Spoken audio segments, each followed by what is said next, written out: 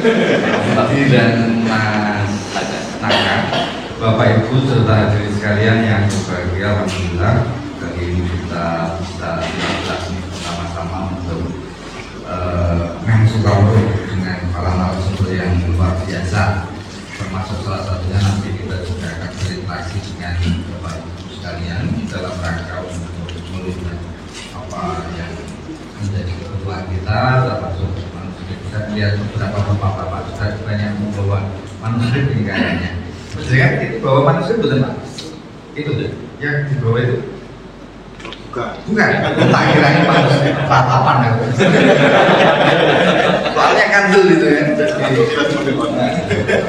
Ya, jadi Bapak Ibu sekalian dalam rangka untuk mengawali sesi saya karena sudah luar biasa banyak. Jadi saya biasa untuk menceritakan sesuatu yang terjadi di lapangan ketika saya ngoyak-ngoyak manuskrip atau berburu manuskrip. Jadi perjalanan itu dimulai sekitar tahun 2012 sampai 2014.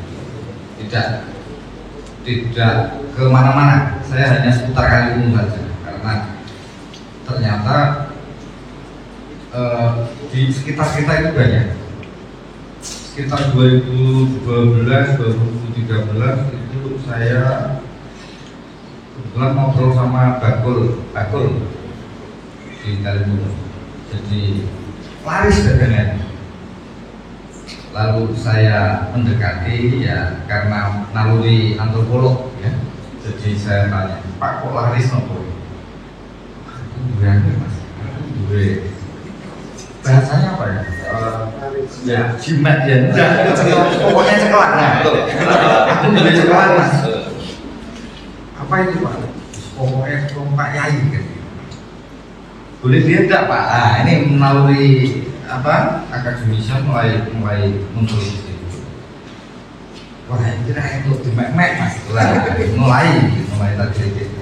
Lalu kemudian enggak mempan bapaknya anaknya. Ya itu kan begitu kalau iya harus pakai cara-cara kayak sekarang yang lagi tiga salon. Iya. Enggak, bapaknya enggak bisa ya istrinya ya anak. Nah, lalu kemudian setelah saya meraih bapaknya enggak bisa ya di antara salah satu keluarga. Saya enggak mau nyebut personnya, enggak mau nyebut tokonya, dan enggak mau nyebut produknya karena ini di luar konteks ya. Maksud saya ini hanya sekedar ilustrasi pada tahun 2012-2013.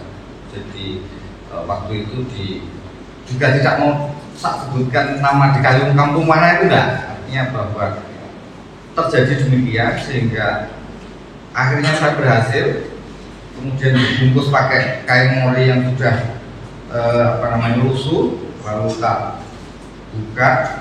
Ya di dapur, bukannya di dapur. Jajal delok ya. Akhirnya ternyata apa? Ya tulisan tangan berbahasa Arab yang waktu itu karena bahasa Arabnya agak lumayan background, saya akhirnya tidak terlalu bahasanya tidak terlalu memberi bahwa ini manuskrip, tapi salah tempat. Ya termasuk juga rajahnya ada di situ Pak.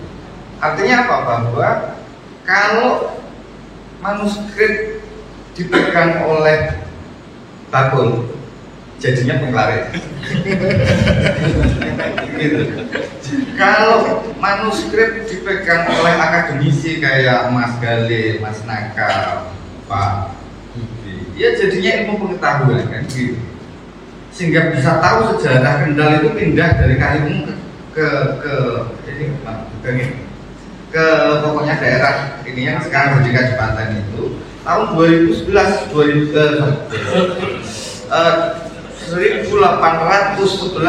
1812. Jadi Kabupaten Kaliwungu pindah dari Kaliwungu ke sorry ini sudah mulai politis. Jadi dari Kaliwungu Kendal itu tahun 1811-12. Artinya bahwa dulu Kaliwungu adalah kota kabupaten di Banten, sehingga sampai sekarang orang Kaliwungu kalau nyalon apa-apa pasti nggak jadi. ini saya kan hanya sekedar yang kalau tadi kan serius semua kan, jadi ini agak ada sesuatu yang berbau politik biar jadi begitu, artinya bahwa kalau manuskrip dipegang oleh para peneliti, akademisi, maka munculnya adalah ilmu pengetahuan. Nah, beda lagi kalau manuskrip dipegang oleh apalagi mas?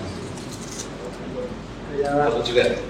Iya, politisi atau relawan, nah itu beda lagi.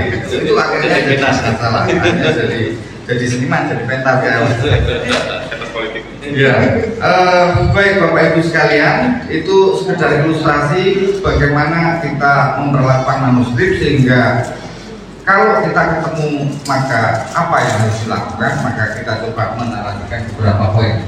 Jadi tadi sudah sama bahwa usia manuskrip paling tidak itu 50 tahun, sebetulnya bisa saja 30, 25. Tapi karena ini bagian dari undang-undang yang sudah menyatakan manuskrip harus 50 tahun, saya kira tidak terlalu penting. Ini undang-undang kan buatan kita bisa merevisi undang-undangnya. Saya kira Pak Sony lebih paham tentang bagaimana merevisi undang-undang, karena manuskrip barang antik ataupun beberapa benda-benda budaya itu ya standarnya 50 tahun, padahal kurang dari itu juga tetap bagian dari barang antik kan. Kemudian yang kedua, memiliki arti penting bagi sejarah dan kebudayaan. Artinya bahwa seperti tadi Mas Gali sudah menyebutkan beberapa hal, bahwa ada manuskrip pada tahun 1900-an ya, 1925 terkait dengan persoalan-persoalan yang terjadi pada abad 19 awal di Kabupaten Kendal. Jadi itu adalah bagian dari sejarah yang bisa memberikan bahasanya itu referensi bagi sejarawan. Kemudian paling tidak wilayah yang punya banyak manuskrip itu pasti wilayah yang memiliki peradaban maju di daerah sebelumnya. Seperti Demak itu juga banyak manuskrip. Nah sekarang kita berbicara Kendal. Karena tadi Mas Gali sudah menemukan manuskrip, di Kendal itu juga banyak manuskrip. Nah karena saya lahir dan besar di Kaliwungu, saya sedikit ingin memberi semacam gambaran konkret bahwa slide berikutnya di Kaliwungu itu ternyata banyak manuskrip. Kenapa? Ada narasi historis terkait dengan Kaliwungu kenapa menjadi kota yang penuh dengan manuskrip. Pertama, bahwa saat ini ada ratusan manuskrip yang salah satunya tadi untuk pengasihan, kemudian untuk dagang dan lain sebagainya itu berawal dari orang-orang itulah. Kemudian yang kedua, bahwa keberadaan manuskrip yang ada di Kaliwungu itu berada di rumah-rumah penduduk. Nah, ya ini bukan bocoran, tapi memang real apa yang terjadi, bahwa mereka yang menyimpan manuskrip itu adalah kebanyakan keturunan juragan. Maksudnya juragan apa? Karena Kaliwungu kota industri tahun 1800-an, bahwa mereka adalah juragan batik yang konon katanya, saya sudah melakukan penelitian bahwa tahun 1800-an awal sampai 1900-an awal, bahwa orang buang duit aja itu sudah susah, karena juragan batik waktu itu satu bulan itu bisa mendapatkan uang sekitar tidak hanya satu bulan, tapi 1 minggu itu hasil pendapatan dari pabrik produksi batik itu sekitar 290 gulden. Sementara naik haji pada tahun 1880-an itu hanya 90 gulden. Artinya bahwa satu bulan mondar mandir Mekah itu biasa. Itu orang Kaliwungu waktu tahun 1800-an sampai sebelum 1900-an awal. Sebab apa? Karena produksi mereka itu produksi yang selalu menjadi kebutuhan produksi baterai. Nah, mereka para juragan-juragan itu akhirnya bagaimana membuang duit itu sangat sulit, bahkan duit seperti sekarang ini.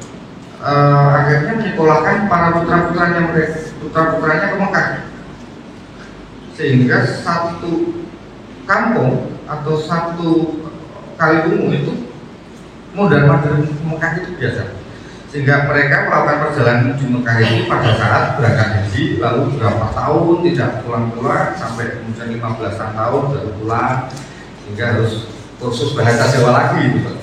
Karena sudah lupa dengan bahasa Jawa yang digunakan selalu bahasa Melayu dan bahasa Arab waktu itu, sehingga mereka menjadi orang-orang yang ahli dalam bidang ilmu agama Islam. Nah, disitulah kemudian para putra-putra juragan itu menulis naskah-naskah di Mekah dan juga menulis naskah-naskah di Kaliwungu. Nah, ini salah satu contoh, tapi ini bukan keturunan juragan, ini adalah naskah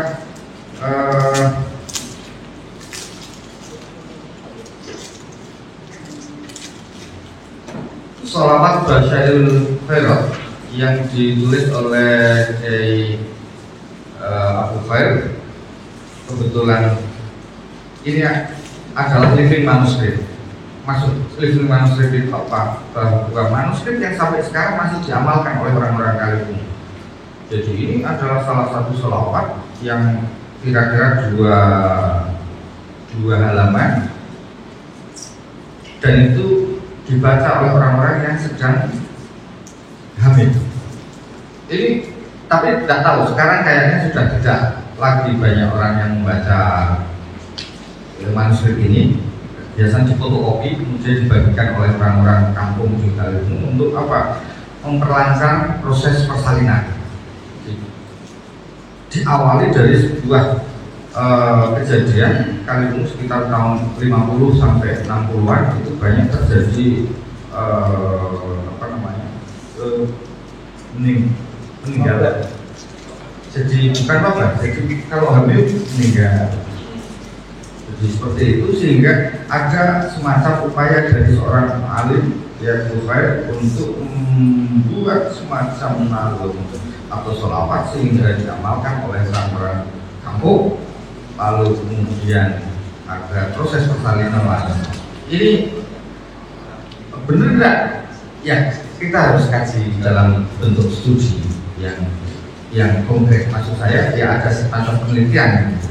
Karena yang saya omongkan itu baru prajurit, sehingga teman-teman kayak Mas Naka, Mas Gali ini harus punya semangat untuk melakukan kajian-kajian yang lebih detail lagi. Kemudian sebagian manuskrip yang disimpan oleh para juragan dan para keturunan pembesar Mataram waktu itu juga masih tersimpan. Ada yang sudah rusak kondisinya dan ada yang masih rapi. Tapi di antara manuskrip di Kaliwungu itu ditopang atau dibantu oleh komunitas pencinta kitab kuning, manuskrip dan sejarah yang digawangi oleh Gus Syafiq waktu itu sampai sekarang masih berlaku. Kemudian yang berikutnya sebagian manuskrip rusak karena dimakan usia. Konon katanya di Van der Mee, Mas Naka atau Mas Gali, pengelolaan manuskrip di Eropa dan di Indonesia itu sebetulnya sangat berbeda. Konon katanya di Eropa itu kan daerahnya dingin, jadi suhu 18 itu pancet itu konsisten, artinya tidak pernah naik turun kan begitu. Karena memang di sana kalau ada musim dingin, rayap-rayap tidak akan bisa hidup. Berbeda dengan di Indonesia, jadi rayap, semut, bahkan tikus itu wah tidak keluar. Artinya apa? Itu kan tantangan bagi pengelola manuskrip bahwa alam di Eropa. Makanya kemudian saya tadi pertanyaan tuh, padahal kita mau meneliti kertas-kertas kita yang dibawa oleh kolonial, kenapa harus bayar dan lain sebagainya. Ibarat kita ngontrak tuh, kita itu mengerjakan orang Eropa tuh. Kalau ditaruh di sini kita serius. Artinya bahwa Kak Dick Van Durme ini yang ahli. Ya, jadi Dick Van Durme itu, saya tidak tahu di perpustakaan ini ada nggak sarana penyimpanan manuskrip yang AC-nya setiap hari itu dimatikan, terus kalau pagi dihidupkan, dimatikan, dihidupkan, bahwa 5 tahun lagi itu manuskrip akan rusak. Karena apa? Ibarat AC dinyalakan, dihidupkan, dinyalakan, dihidupkan, itu ibarat gebyur apa? Menyiram kertas, yang menyiram kertas, lalu kemudian akhirnya berapa bulan lagi pasti akan mengalami korosi dan lain sebagainya. Nah, treatment bagaimana mengelola kertas-kertas itu agar awet sampai ratusan tahun itu ya harus stabil 18 derajat terus tidak mati. Nah, saya tidak tahu di Kendal ini kan mati belum pernah terjadi. Paling ya sebulan berapa puluh kali kan gitu. Apalagi kalau pas project nyamber kayak tadi malam itu mati listrik di kampung saya. Sehingga ya artinya bahwa kalau sampai terjadi seperti itu berarti kan ibaratnya kita itu sama dengan yang merusak manuskrip itu. Walaupun sebetulnya tidak dimakan rakyat, tapi dengan situasi seperti itu akhirnya manuskrip itu akan rusak dengan sendirinya tanpa harus kemudian ada rakyat. Nah, oleh karena itu tadi bahwa kita ibaratnya hanya sekedar mempekerjakan orang-orang Eropa, orang-orang Belanda, orang-orang Leiden untuk membantu merawat. Jadi ketika kita sebagai tuan ya datang ke sana untuk piknik kayak Mas Naka ini kan mondar-mandir kayak ya sekalian piknik, sekalian tile barangnya yang dititipkan di sana. Itu sebagai kompori dan orang. Ben aja. Itu yang nyewa aja. Iya. Kemudian berikutnya Bapak Ibu sekalian, ada beberapa hal yang perlu kita paham bersama-sama bahwa ini adalah salah satu manuskrip yang belum pernah dijumpai oleh para terutama peneliti manuskrip, karena ini ternyata tulisan tangannya Mbah Abdul Karim bin Rifai bin Ahmad bin Kiai Guru Kaliwungu. Jadi sederhana bahwa ini tulisan tahun 1850-an pada saat beliau belajar di Mekah selama puluhan tahun. Tapi sebelum ke situ saya ingin menjelaskan bahwa sosok Abdul Karim itu memang tidak terlalu populer di Sulawesi Darat atau siapa namanya Bangkalan itu, Mbah Khalil atau Mbah yang di Jawa Barat itu, Banten, Syekh Nawawi tidak terkenal beliau.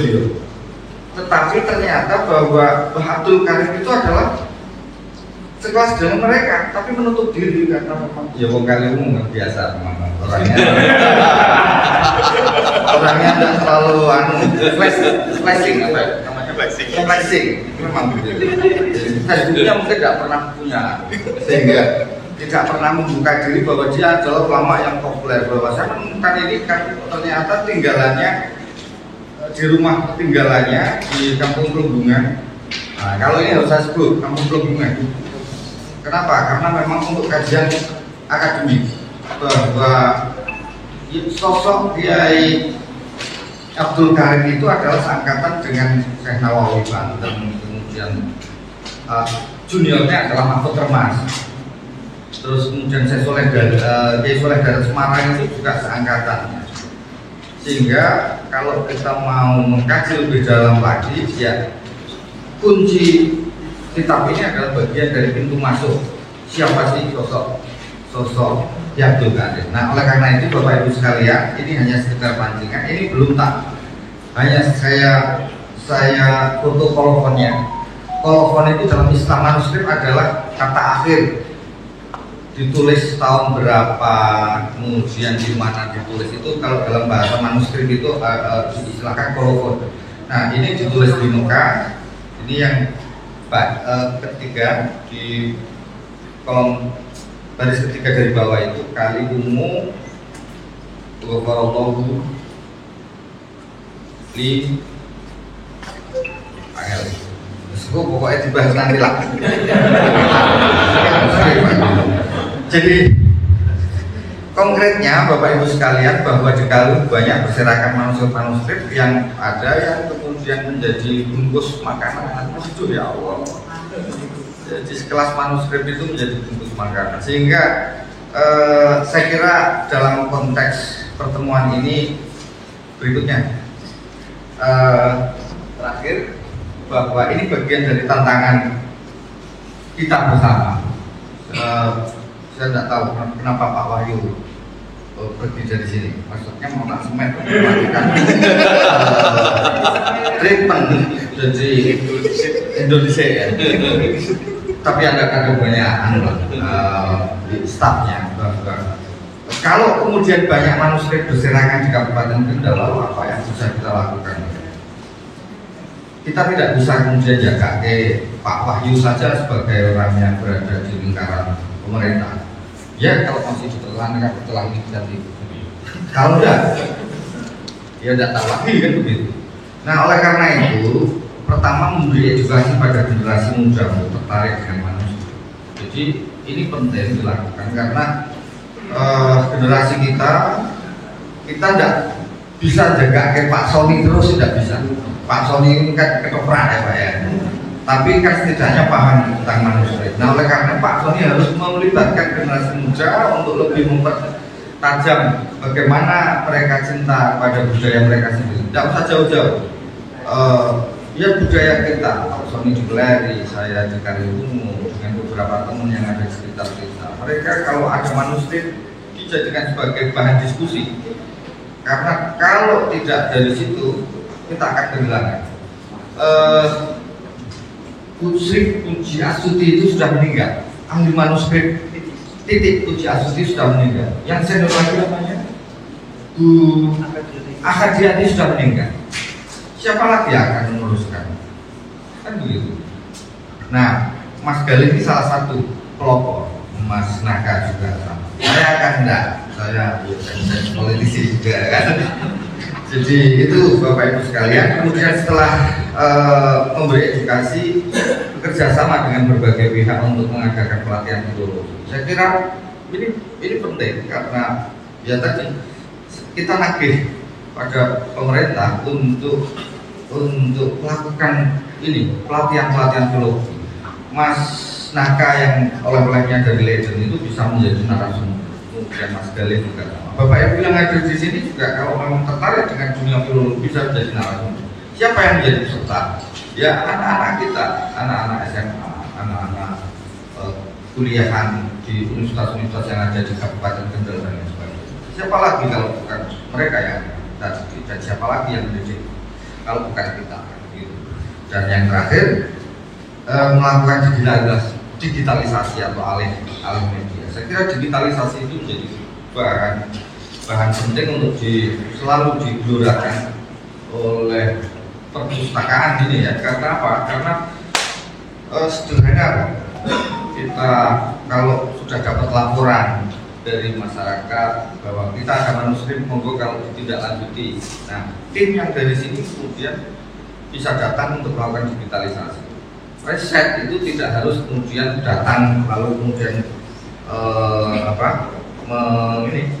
menyentuh naskahnya, tetapi hanya melalui layar digital itu kita bisa melakukan riset. Karena kalau kita risetnya adalah konten, maka yang diteliti adalah yang ada di dalamnya. Kalau kertasnya atau ini bahan dari apa dan lain sebagainya itu bisa dari Kalau misalnya orang-orang Kaliwung kan ya bisa saja jadi auranya dan lain sebagainya, bisa dilakukan riset-riset seperti itu. Saya kira itu Bapak Ibu sekalian, mudah-mudahan melengkapi apa yang sudah disampaikan oleh Mas Gali, Mas Naka dan Pak Uki. Terima kasih, kurang lebih mohon maaf. Assalamualaikum warahmatullahi wabarakatuh. Oke, monggo ini kesempatan bagi para hadirin semuanya, bisa siapa saja boleh bertanya, boleh menanggapi, boleh kita buka untuk sesi satu ini 4 penanya, 4 setengah, oke, 1, monggo. Kasih dulu. Oh, tadi kok sampun baik ya. Nah, sampun.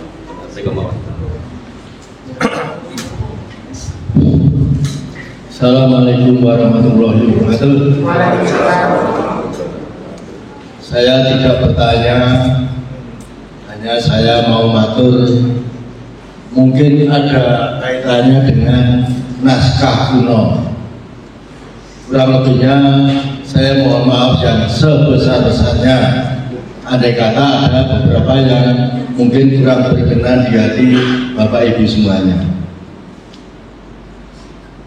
Naskah kuno yang pernah diberikan kepada saya itu dulu riwayat Banjaran Tumenggung Bawreksa yang materinya ini disiarkan di TV Cakra.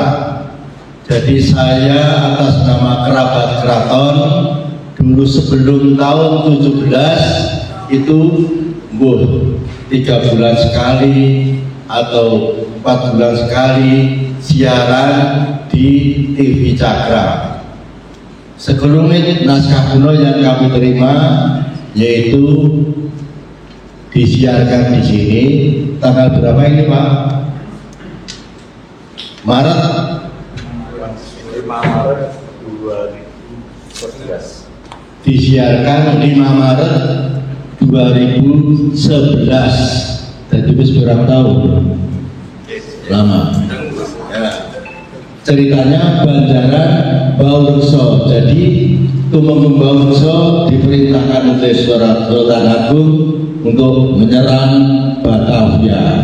Kelumit saja. Di akhir cerita saja. Ya nanti tidak kakek.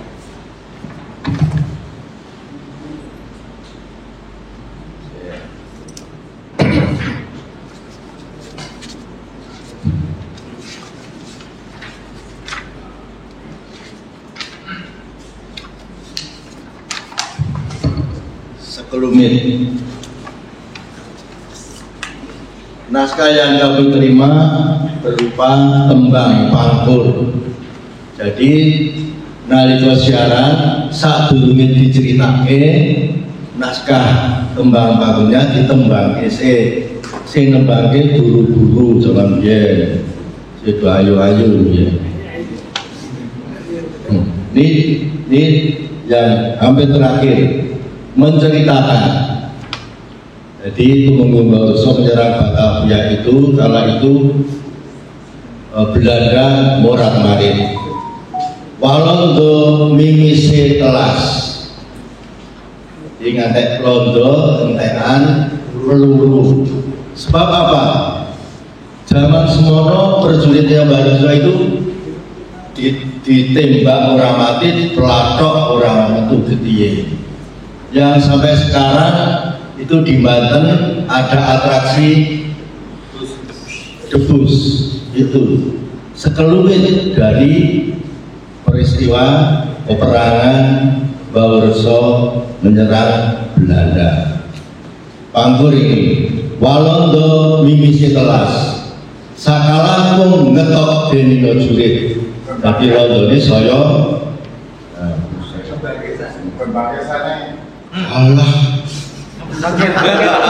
kembang Mbak. Masya Allah.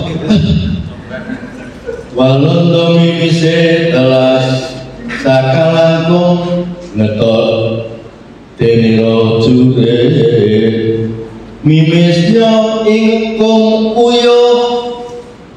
Kinuta lawan pira kang sawene kinuta gajing asu Walanda sampun ningo wong Jawa anginger baris. Ini saja satu kelompok.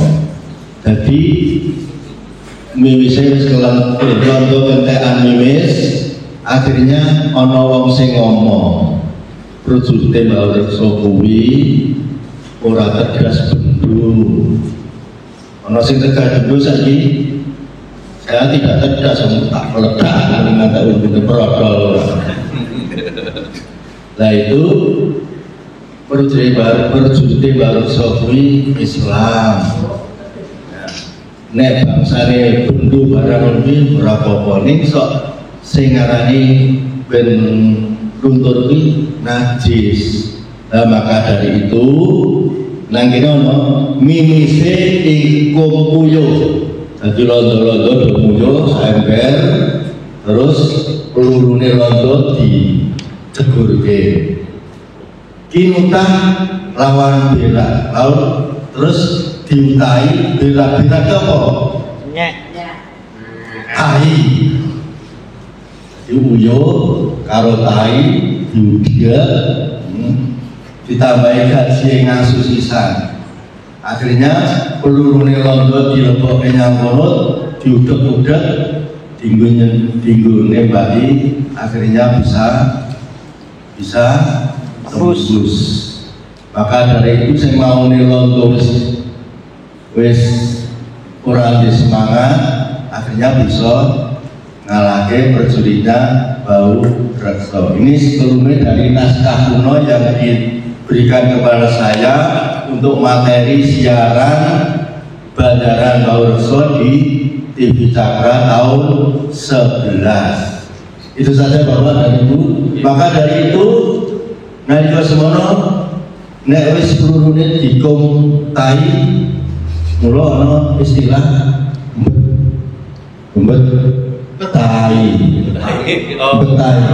Maka dari itu zaman semono Jakarta ono peristiwa kuwi diarani oh Jakarta iki saiki betai, mabutai. Maka dari itu gandeng kota gede ora ambetai ning diwalik dadi Betawi. Betawi. Iya. Betawi dadi Betawi. Jarine ngono, percaya ya ngono, ora ya wis. Terima kasih. Assalamualaikum warahmatullahi wabarakatuh.